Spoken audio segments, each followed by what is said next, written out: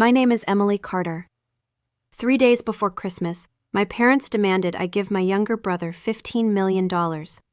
Not loan it, not invest it, not help him start a business. Give it to him. And when I refused, my mother looked me straight in the eye and said something I'll never forget. That money should have been Ryan's in the first place. For a moment, I genuinely thought she was joking. She wasn't. The money she was talking about wasn't inherited. It wasn't family money. It wasn't some lucky investment. I spent 12 years building a company from the ground up before finally selling it. Every dollar came from years of work, risk, sacrifice, and sleepless nights. Yet somehow, my family had convinced themselves that my success belonged to my brother. Looking back, I probably should have seen it coming, because Ryan had always been the center of my parents' universe. Growing up, everything worked differently for him. When Ryan made mistakes, he got second chances. When I made mistakes, I got lessons. When Ryan struggled, he got help. When I struggled, I got advice. My parents never said they loved him more. They didn't have to. Their actions said it for them. So I learned early that if I wanted something, I would have to earn it myself. And that's exactly what I did. While Ryan spent years chasing shortcuts and quick opportunities, I focused on building a future. It wasn't glamorous. There were years when I worked weekends, years when I missed holidays, years when I wondered if all the effort was worth it, but eventually it paid off. By my mid-30s, I had built a successful logistics company and sold it in a deal that completely changed my financial future. I didn't throw a huge celebration. I didn't buy a mansion. I didn't post about it online. In fact, I told very few people. I wanted a quiet life. The problem was that news travels fast in families, especially when money is involved. A few months after the sale, my mother's phone calls started changing. At first, she was unusually interested in how I was doing. Then she started asking questions about the company, questions about the sale, questions about my future plans. It felt strange because my parents had never shown that much interest in my career before. At the time, I thought maybe they were finally proud of me. I know that sounds naive, but a part of me still wanted that. A part of me still wanted their approval I'd spent years pretending I didn't need. Then Ryan started calling too. That was even stranger. My brother and I weren't enemies, but we weren't close. Weeks could pass without hearing from him. Suddenly he wanted to chat. Suddenly he wanted to know how life was going. Suddenly he wanted to spend time together. The more attention I received, the more uncomfortable I became, because something felt off. People don't usually change overnight, and my family certainly didn't. Then my mother invited everyone to dinner, a special family gathering before Christmas. The moment she said it, I felt a knot in my stomach. I couldn't explain why. I just knew something was coming. What I didn't know was that everyone at that dinner already had a plan for my money, and a belief that I would hand it over without a fight. They were wrong, but I wouldn't discover that until I sat down at that table and heard the most outrageous request of my entire life. Part 2. Extended version. The family dinner was scheduled for the Sunday before Christmas. I arrived 10 minutes early. That was my first mistake. It gave me enough time to notice how strange everything felt. My father's truck was already in the driveway. Ryan's SUV was parked beside it. His wife Melissa was there too. Even my Aunt Sharon had shown up. This wasn't a casual dinner. This was a meeting. The moment I stepped inside, my mother appeared from the kitchen, wearing the kind of smile she used when she wanted something. "Emily," she said warmly, "I'm so glad you made it." I forced a smile. The house smelled like roasted ham and cinnamon. Christmas music played softly from a speaker in the living room. Everything looked normal, but nobody was acting normal. My father barely made eye contact. Ryan seemed nervous. Melissa looked uncomfortable, and my aunt kept glancing at me as if she already knew how the evening would end. That feeling in my stomach got stronger. Something was definitely coming. We sat down around the dining table. For several minutes, everyone talked about meaningless things: the weather, holiday traffic, Christmas shopping. It felt forced, like actors trying to get through the first scene before reaching the real script. Finally, my mother put down her fork. The room immediately went quiet. That told me everything. Everyone already knew what was about to happen. Everyone except me. My mother folded her hands. "Emily, we wanted to talk to you about something important." There it was. I looked around the table. Nobody seemed surprised. Not even Ryan. Especially not Ryan. My father cleared his throat. "Your brother has an opportunity." I nearly laughed. That sentence had followed Ryan his entire life. Every bad decision somehow became an opportunity. Every failure became a temporary setback. Every disaster became the beginning of a comeback story, at least according to my parents. "What kind of opportunity?" I asked. Ryan immediately sat up straighter, as if he'd been rehearsing. He started talking about a business deal, commercial property, investors, development opportunities, big returns, life-changing potential. The longer he talked, the more questions I had. Not because the deal sounded impressive, because it sounded vague. There were no specifics, no documents, no numbers, just confidence. A lot of confidence. Eventually, I stopped him. "How much money are we talking about?" The room became completely silent. Ryan looked at my father. My father looked at my mother. And suddenly I knew. Whatever number was coming, it wasn't small. My mother finally answered. $15 million. For a second, I genuinely thought I had misheard her. 15 million? She nodded. Yes. I looked around the table waiting for someone to laugh. Nobody did. Nobody smiled. Nobody corrected her. They were serious. Completely serious. My heart started pounding. "You want me to invest $15 million? My father shook his head. "Not exactly." That answer made things worse. I looked directly at him. "What does not exactly mean?" Ryan spoke before anyone else could. "You'd be helping family." There it was, the real conversation. Not investing, not partnering, not owning part of the project. Helping family. In other words, giving him the money. My mother reached across the table. "Sweetheart, you have more than enough." I stared at her hand, then at her face. The certainty in her voice shocked me. This wasn't a request. They had already convinced themselves I would agree. Ryan leaned forward. "This could change my life." I looked at him carefully. The same brother who never seemed to learn from mistakes. The same brother who always had another plan, another dream, another opportunity, and somehow another crisis. Then my mother said the sentence that changed everything. The sentence I still remember, word for word. "That money should have been Ryan's in the first place."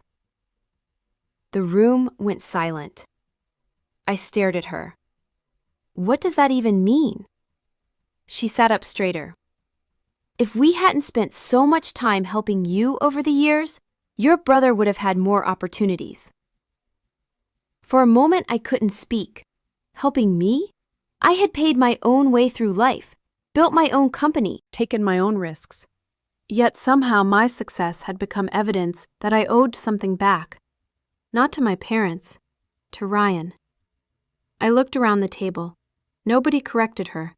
Nobody disagreed. That was the moment I realized something. This wasn't just my mother's idea. Everyone sitting there believed it. And that realization was more shocking than the $15 million. Then I asked a simple question, a question nobody seemed prepared for. "Ryan, how much debt are you in?" His entire expression changed. My father's jaw tightened. My mother's confidence disappeared. And suddenly I knew. The $15 million wasn't about opportunity. It was about a problem. A very expensive problem. One that nobody at that table wanted to talk about. But I was about to find out anyway. The number Ryan finally admitted was shocking. Millions of dollars in debt. For a moment, nobody spoke. Then my mother immediately started making excuses. Things got complicated. My father called it a rough period. Ryan called it bad luck. I called it exactly what it was, a disaster. The more they talked, the clearer it became that nobody at that table expected Ryan to solve his own problems. They expected me to. I left shortly afterward. But the next morning I received a phone call from Melissa, Ryan's wife. The moment I answered, I knew something was wrong. "Emily," she said quietly, "there's something you need to know." What she told me changed everything. Ryan's debt wasn't the real problem. The real problem was that my parents had spent years secretly rescuing him. Every failed business, every unpaid loan, every financial crisis, they stepped in, again and again, using savings, retirement funds, and anything else they could access. They had spent years protecting Ryan from consequences, and now there was almost nothing left. Then Melissa revealed something even worse. My parents had borrowed against valuable family assets, trying to save him. Assets they once claimed were completely paid off. Assets they swore were secure. They weren't. The deeper I looked, the worse it sounded. For years, my parents had been quietly sacrificing their own future to keep Ryan's life from falling apart, and now they wanted me to take over? I sat in silence after the call ended. Suddenly, the $15 million made sense. It wasn't about helping Ryan build something. It was about preventing everything from collapsing. The next morning, I called an attorney. Not because I wanted revenge, because I wanted facts. For the first time, I needed to know exactly how deep this situation really went, and what I discovered would prove that my family had been hiding far more than debt. They had been hiding the truth for years. The attorney found the truth faster than I expected. Within days, the picture became clear. For years, my parents had been using every available resource to protect Ryan from his own decisions. Savings, assets, loans, anything they could reach. Every time Ryan failed, they found another way to keep him afloat. The problem was that the rescue plan had finally run out. There wasn't enough money left to cover the damage anymore. That explained the $15 million. They weren't trying to create a future for Ryan. They were trying to save him from the past. When I confronted my parents, neither of them denied it. My mother cried. My father looked exhausted. "We were trying to protect the family," he said. The family. The same answer they had used my entire life. I looked at them and finally said what I'd been thinking. "You weren't protecting the family." I paused. "You were protecting Ryan." Neither of them argued, because they couldn't. For years they had confused helping him with saving him, and now everyone was paying the price. Then I asked the question that mattered most. "How bad is it really?" My father hesitated. Then he gave me an answer that made my stomach drop. "Worse than you know." He admitted Ryan's debt was much larger than the family had been told. There were creditors, legal problems, missed obligations, and people demanding money. Suddenly, every conversation from the last few weeks made sense. The pressure, the panic, the desperation. None of it was about opportunity. It was about survival. For the first time, I realized my family wasn't asking me to help Ryan succeed. They were asking me to save him from consequences that should have arrived years ago. And for the first time in my life, I wasn't sure I wanted to. Because the more truth I uncovered, the more I realized that rescuing Ryan might be the worst thing anyone could do for him. And deep down, I already knew what my answer was going to be. The more I learned, the clearer everything became. Ryan wasn't facing a temporary setback. He was facing the consequences of years of bad decisions. And my parents wanted me to erase those consequences with one check. $15 million. That was their solution. Not accountability, not responsibility, money. My money. I met with my parents one final time before Christmas. For the first time, Nobody pretended this was an investment opportunity. The truth was finally out. Ryan was drowning in debt. Creditors were demanding payment. Lawsuits were moving forward. And my parents were terrified. Not just for Ryan, for themselves. Because they had spent years protecting him. Years convincing themselves that one more rescue would finally fix everything. Now they were out of options. My mother looked at me with tears in her eyes. Please help him. I felt sorry for her. I really did. But feeling sorry for someone and saving them are not the same thing. I shook my head. No. The room went silent. My father stared at me. My mother started crying.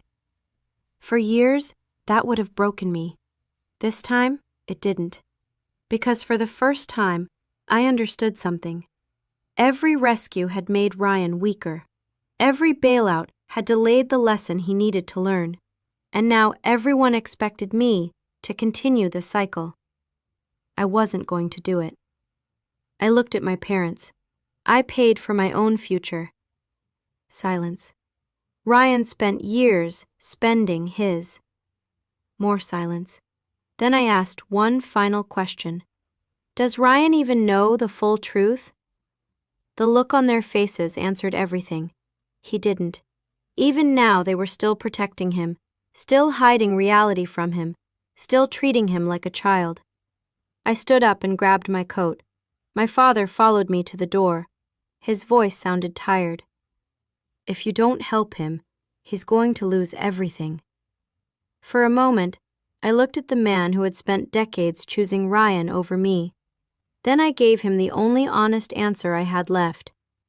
No, Dad. I opened the door.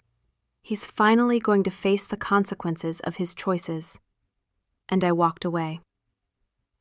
3 days later, on Christmas Eve, Ryan showed up at my house. Alone. No parents, no excuses, no rescue plan. Just the two of us. And a conversation that would change everything.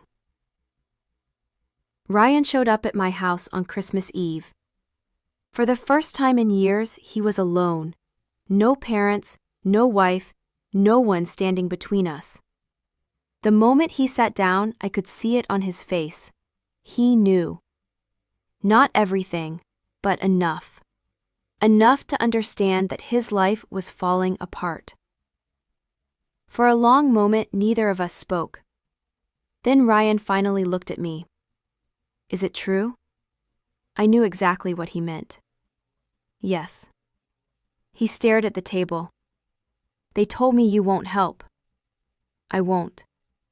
The answer came easily now. Not because I hated him, because I was finally telling the truth. Ryan nodded slowly. Then he asked something I never expected. Why? For years I had imagined this conversation. I thought I'd be angry. I thought I'd list every unfair thing that had happened. Instead, I simply told him the truth. Because I've spent my entire life helping you. Ryan looked confused, so I explained. The sacrifices, the opportunities I never received, the years our parents spent rescuing him while expecting me to handle everything alone. When I finished, he looked away. For the first time in his life, there was no excuse, no one to blame, no story to hide behind, just reality. Then he asked quietly, "Do you think this is my fault?" I held his gaze. Yes. The word hung between us, painful, honest, necessary. Ryan sat silently for a long time. Then he surprised me. Instead of getting angry, he nodded. Slowly, almost sadly, as if a part of him already knew. Before leaving, he stood at the door. I'm sorry, Emily. It wasn't a perfect apology. It didn't erase the past, but it was real, and that was enough. The next day was Christmas. For the first time in my life, I didn't go to my parents' house. I stayed home.